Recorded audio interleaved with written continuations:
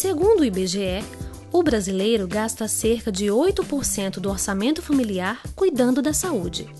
Desse total, 35% sai do bolso do consumidor só para a compra de remédios. Hoje, é possível adquirir medicamentos para diversos tratamentos sem sair de casa. E, nas farmácias, é fácil escolher o remédio que parece certo para o problema que afeta a nossa saúde. Porém, o uso seguro de medicamentos ainda deixa em dúvida grande parte da população.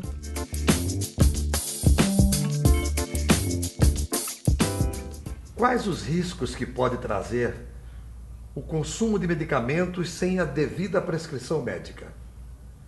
E os chamados genéricos? São medicamentos confiáveis, eficazes? Para conversar sobre esse assunto, nós convidamos a professora Silvana Nair Leite, farmacêutica, doutora em saúde pública e professora da Universidade Federal de Santa Catarina. Professora, muito obrigado por ter atendido o nosso convite.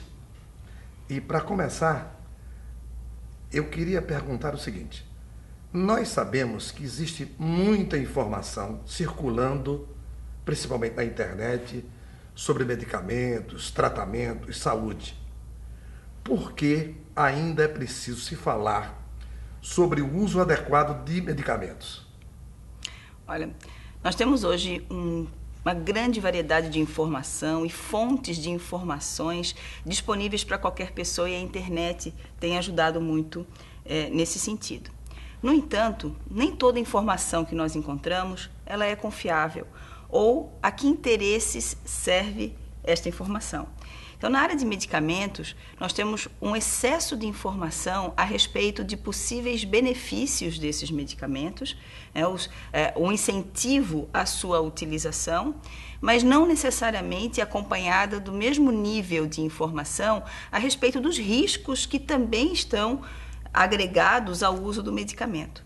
Então, a sociedade tem cada vez mais se baseado em consumo de produtos para a saúde, de tecnologias para a saúde, de exames, de todo o aparato relacionado, que inclui tratamentos estéticos, inclusive, e tudo mais, e no sentido sempre de utilizar cada vez mais produtos e cuidando cada vez menos dessa utilização.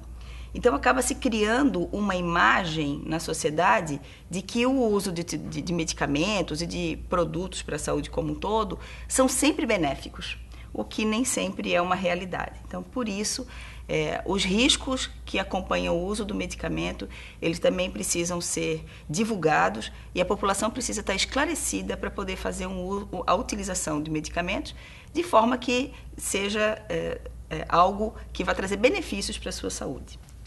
Ainda enfatizando a internet, a gente tem visto muito na mídia um combate direto, denúncias sobre medicamentos para emagrecer, enfim, voltados para a estética. Esses tratamentos e esses medicamentos que as pessoas vão obter informações na internet, isso representa um problema? O Brasil é um dos maiores consumidores de medicamentos para emagrecimento, por exemplo. E todos esses medicamentos trazem riscos para a saúde, invariavelmente. O emagrecimento, por exemplo, né, que é uma situação muito comum e muito visada no Brasil, ele depende de um cuidado com a saúde muito mais amplo, que inclui cuidados de alimentação, de atividade física, de estilo de vida, cuidados psicológicos, muitas vezes, e que é muito mais do que o uso de um medicamento. Então, esses medicamentos têm um risco bastante importante. Em muitos países, eles são mais controlados do que no Brasil. E a gente acaba tendo no Brasil um excesso de prescrição de medicamentos para emagrecimento e também o consumo desses medicamentos também sem prescrição, né? Então, nós temos um problema bastante agravado. Quais os perigos reais da automedicação? Olha, a automedicação ela é um tema que sempre chama muita atenção e sempre preocupa tanto os profissionais de saúde quanto a população em geral. É importante e é muito bom que as pessoas se conheçam e saibam cuidar de si próprias.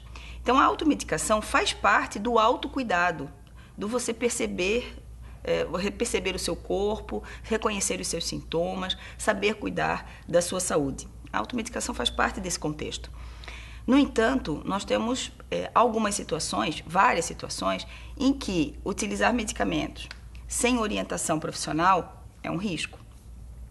Então, em muitas situações, as pessoas têm uma sintomatologia recorrente de um sintoma que já foi diagnosticado em algum momento por um profissional de saúde, que já se sabe qual é a sua causa, qual é a sua consequência e que o tratamento ele pode ser administrado pela própria pessoa, que consegue ter consciência, né, consciência o suficiente para gerir esse tratamento. Mas são situações que já foram orientadas por profissionais, inclusive, em muitos casos, o profissional de saúde orienta essa pessoa a regular o uso do seu próprio medicamento. Em algumas situações, a automedicação traz um risco importante para a própria pessoa que está fazendo uso e para a sociedade. Por exemplo, você citou os antibióticos. Então, os antimicrobianos, os antifúngicos, né, os antivirais. Esses medicamentos, o uso inadequado, ele causa um problema para toda a sociedade, nem é só para a pessoa que utiliza. Porque à medida em que se utiliza desnecessariamente ou de forma inadequada um antibiótico, como um antibiótico que a sua utilização padrão é de 7 dias e a pessoa utiliza 3 dias, melhora os sintomas e ela para de tomar. Isso é muito comum. Isso é um uso inadequado. Nesse caso, cumulativamente, ao longo do tempo, isso vai se repetindo, nós acabamos criando cepas resistentes, que nós chamamos, ou micro-organismos, que não são mais susceptíveis a esse medicamento. Então, esse medicamento ele deixa de ter validade para tratar esse tipo de doença, porque os micro-organismos já adquiriram resistência. Isso tem acontecido fortemente na nossa sociedade. Nós tivemos recentemente o caso da superbactéria, né, que assustou bastante, que está diretamente relacionado com esse fato. A sociedade criou uma superbactéria porque criou condições para que alguma bactéria se tornasse muito resistente. Esse é um problema bem objetivo da automedicação e do uso exagerado de medicamentos de forma geral, né? Tanto prescrito quanto não prescrito. Dependendo da doença, a pessoa precisa levar o medicamento na bolsa, guardar no trabalho ou em casa. Que problemas pode trazer isso? Por exemplo, que tipo de armazenamento para o medicamento que a pessoa vai consumir é necessário ter os devidos cuidados? Os medicamentos são produtos sensíveis. Eles são produzidos com reações químicas que dependem de calor, de umidade, de luz. Então, se nós expusemos os medicamentos à luz, ao calor, à umidade, novas reações químicas podem acontecer e o medicamento se modifica. Tecnicamente é isso que acontece. Então, esses são os cuidados primordiais com os medicamentos.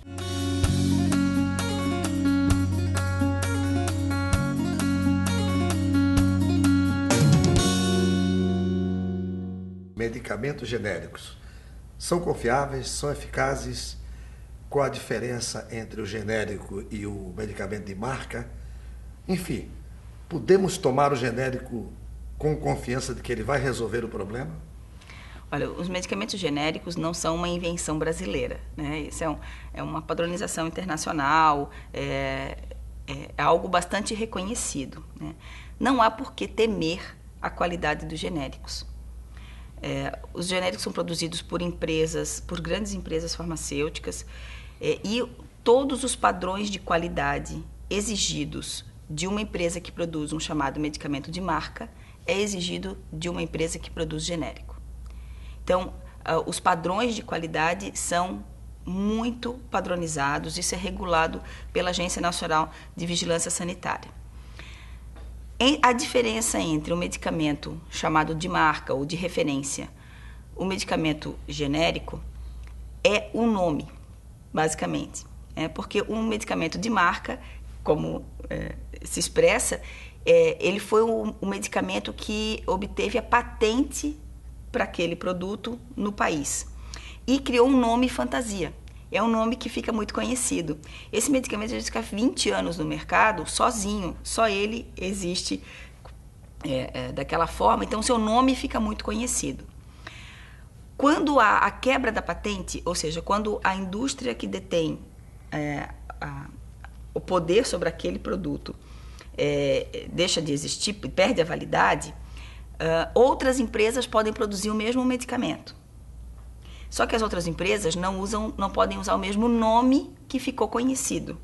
Então, elas usam o nome genérico do medicamento. Mas o padrão de produção é o mesmo. E a indústria tem que comprovar que nós chamamos de bioequivalência e biodisponibilidade. Ou seja, o medicamento em si, a forma como ele é absorvido, a forma como ele atua no organismo, tem que ser igual ao medicamento que é conhecido. Então, tecnicamente, nós não temos motivo algum para desconfiar ou ter receio de utilizar um medicamento genérico. Os medicamentos de referência são os medicamentos inovadores, são aqueles que a indústria lança pela primeira vez e aí por isso eles têm o direito de serem comercializados por um período exclusivamente no mercado. Ao final desse período, você pode lançar os medicamentos genéricos e similares. Os medicamentos genéricos são cópias perfeitas desses medicamentos de referência, tem a mesma formulação, tem a mesma composição. A diferenciação é que eles são comercializados pela denominação genérica, ou seja, eles não têm um nome de marca. Já os similares, eles podem não ter a mesma formulação, ter a mesma substância química, são comercializados por uma marca, pelo nome de marca, mas podem ter a mesma eficácia que os outros dois modelos como referência e inovador. Na prática, a eficácia são semelhantes.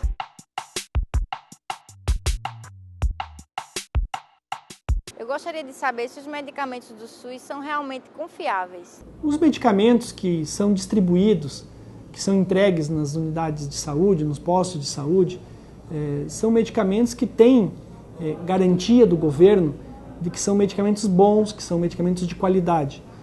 Você não deve ter dúvida sobre isso. Se por acaso você estiver usando esse medicamento e o seu problema de saúde não estiver sendo resolvido com o uso desse medicamento, comunique o seu médico, comunique o farmacêutico para que ele avalie. No Brasil, nós temos o Ministério da Saúde garante, por meio dos testes de qualidade que esses medicamentos são submetidos, e isso tudo é registrado na Agência de Vigilância Sanitária, e é o que nos garante, então, que a gente está consumindo, está usando o medicamento de qualidade.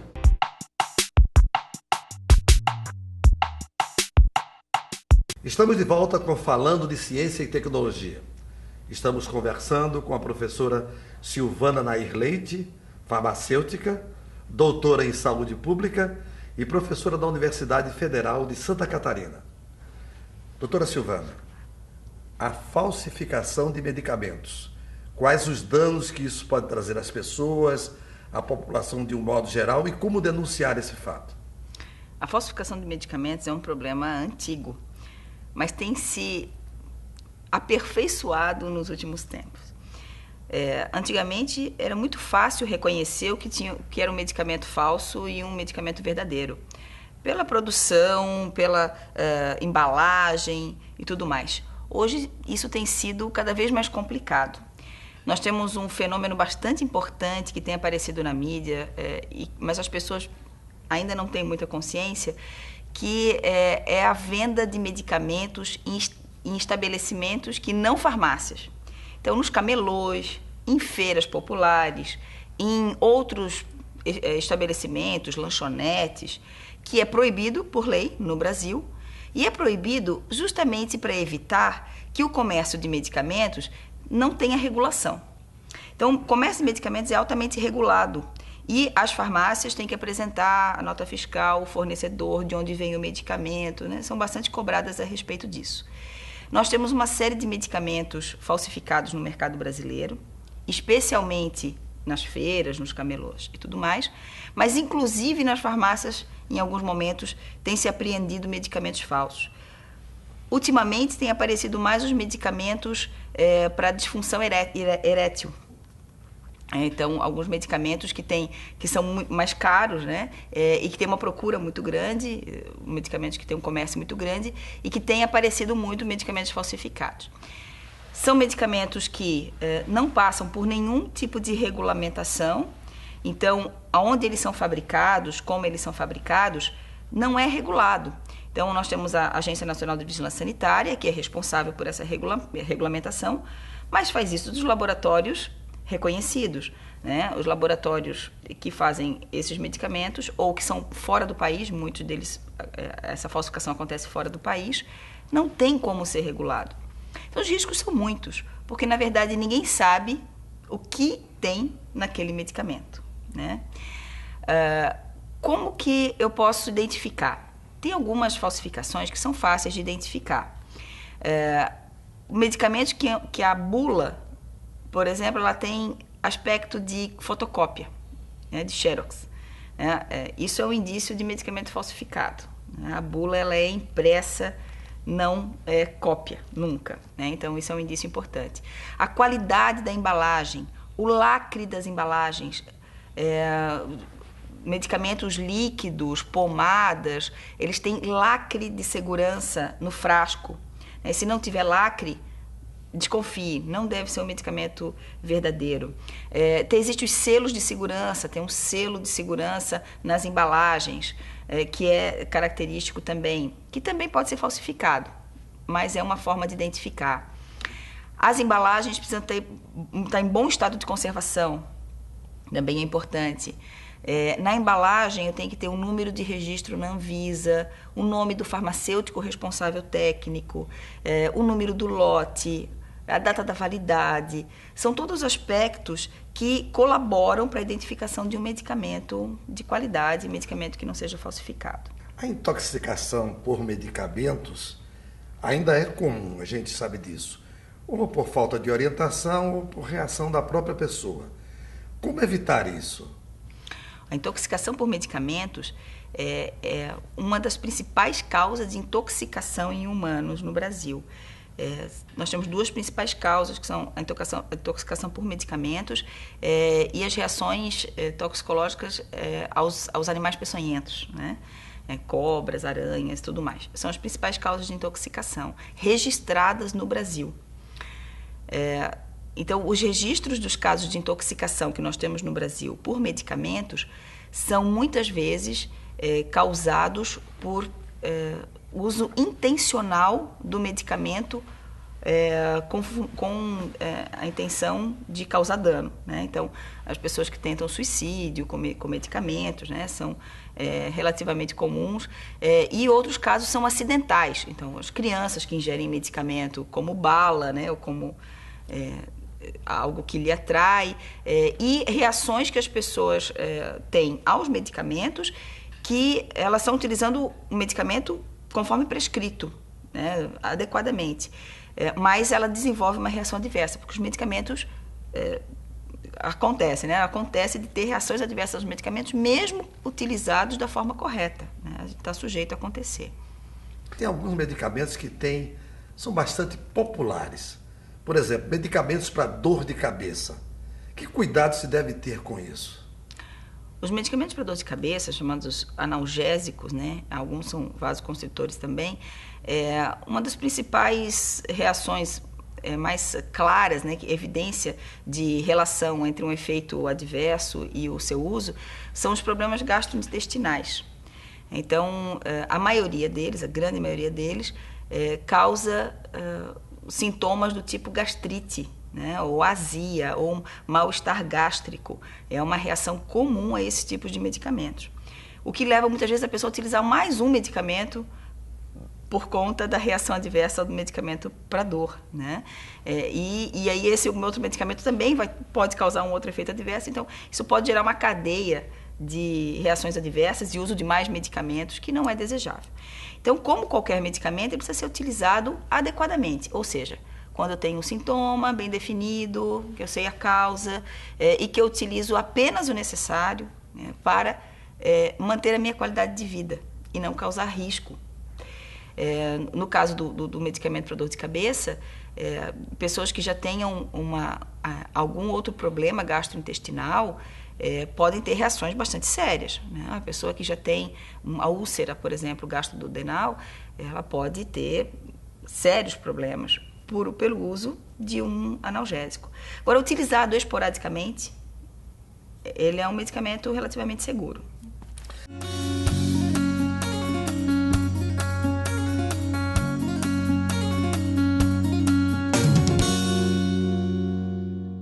Aproveitando esse exemplo, do uso do medicamento para dor de cabeça, é verdade que usar repetidamente, recorrentemente, o mesmo medicamento pode anular o seu efeito? É uma fantasia bastante grande a respeito disso, né? Para a grande maioria dos medicamentos, não há uma evidência de que se eu utilizo algumas vezes, o meu corpo vai ter uma memória de que isso não adianta mais para mim, né? Eu já tenho que utilizar outro. O que acontece mais comumente é um diagnóstico mal feito. Então, utiliza-se o medicamento por uma situação que aquele medicamento não é o mais adequado. Então, ele não vai surtir os efeitos desejados, mas porque não é o medicamento mais adequado para aquela situação. Então, analgésicos, por exemplo, teoricamente, né, tecnicamente, não há nenhum motivo para se acreditar que ele vai deixar de fazer efeito para alguma pessoa porque ele já foi utilizado em outros momentos, né? Então, isso é tecnicamente mais explicável para os antibióticos. E aí, sim, porque ao longo do tempo, isso não acontece com a utilização em uma vez ou em uma pessoa, mas ao longo do tempo, as bactérias ou os micro-organismos, aí sim, esses conseguem ter uma memória a respeito do medicamento, ou seja, eles desenvolvem mecanismos de ser resistente ao medicamento.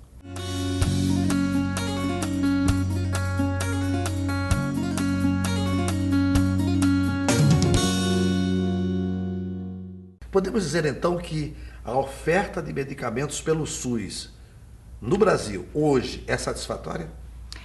Não dá para nós dizermos que já está satisfatório, mas tem evoluído muito nos últimos anos e o Brasil tem alguns dos programas de distribuição de medicamentos para a população mais avançados do mundo, como é o caso, por exemplo, dos medicamentos para o tratamento da AIDS.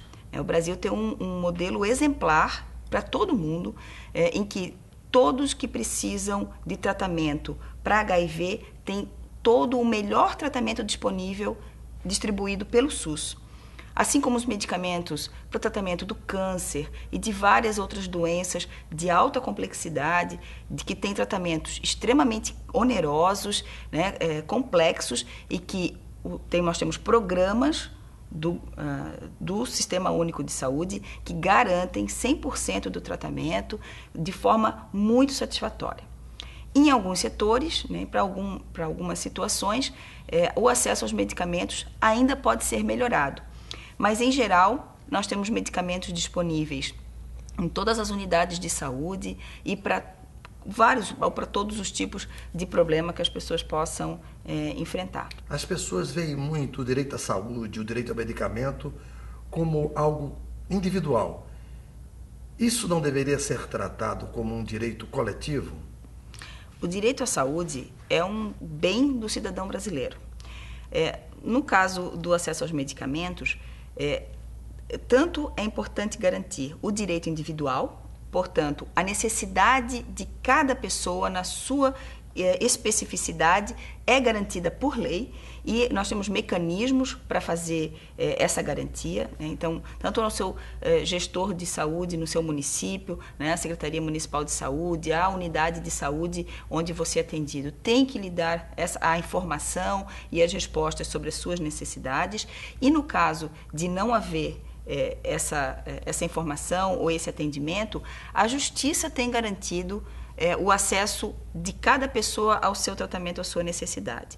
No entanto, é importante nós pensarmos que toda a população tem direito às necessidades de saúde e aos medicamentos. Portanto, é extremamente importante que os conselhos de saúde, os conselhos municipais de saúde, os conselhos estaduais de saúde estejam atentos à questão da assistência farmacêutica, à aplicação dos recursos para realmente o acesso aos medicamentos pela população. Nós temos recursos definidos no orçamento da saúde para aquisição de medicamentos e eles precisam ser regulados, fiscalizados, para que realmente garantam o direito da população como um todo de ter acesso aos seus medicamentos. Doutora Silvana, muito obrigado pela sua presença em nosso programa falando de ciência e tecnologia. Eu que agradeço.